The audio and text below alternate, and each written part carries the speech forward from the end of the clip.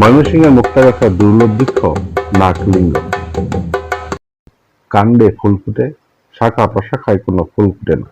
গোলাকার বলের মতো এর ফল, ফলের গায়ের রং সফেদার মতো। বাংলাদেশের অনেকেই গাছটির ফল সংগ্রহ করে এর বীজ থেকে চারা উৎপাদনের চেষ্টা করেছেন, কিন্তু কোনো চারা গজায়নি। ফলের ওজন প্রায় 2 কেজি। দেখতে সুন্দর হলেও ফলের স্বাদ খুবই তিক্ত। পশু পাখি এই ফল খায় না। বৃক্ষের পাতার রং গাঢ় সবুজ।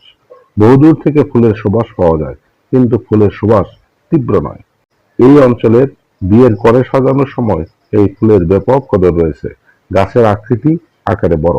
20 বছর আগে এক বৃক্ষ জরিপে উদ্ভিদ বিজ্ঞানীগণ হিসেব করেছেন বাংলাদেশে 52টি নাগেশ্বর বৃক্ষ আছে। ময়মনসিংহের মুক্তাগাছায় নাগলিঙ্গম স্থানীয়ভাবে নারায়ণ গাছ বা নাগেশ্বর নামে পরিচিত। বৃক্ষের সংখ্যা ছিল 4টি। 2002 সালে টর্নেডোর বলে একটি গাছ উপড়ে পড়ে, অপর 3টি বৃক্ষ অক্ষত অবস্থায় আছে জলটঙ্গী পুকুরঘাটের পূর্ব পাশে। অনেকেরই ধারণা বৃক্ষগুলির বয়স প্রায় 250 বছর। মুক্তাগাছা জমিদাররা শখ করে অথবা নিতান্তই বেজস ও গুণাবলীর কথা বিবেচনা করে বিদেশ থেকে এই বৃক্ষ এনে তাদের বাড়ির সামনে রোপণ করেন। এদেশের দুর্লভ প্রজাতির বৃক্ষগুলি সংরক্ষণ করে থাকে সরকারের বন বিভাগ।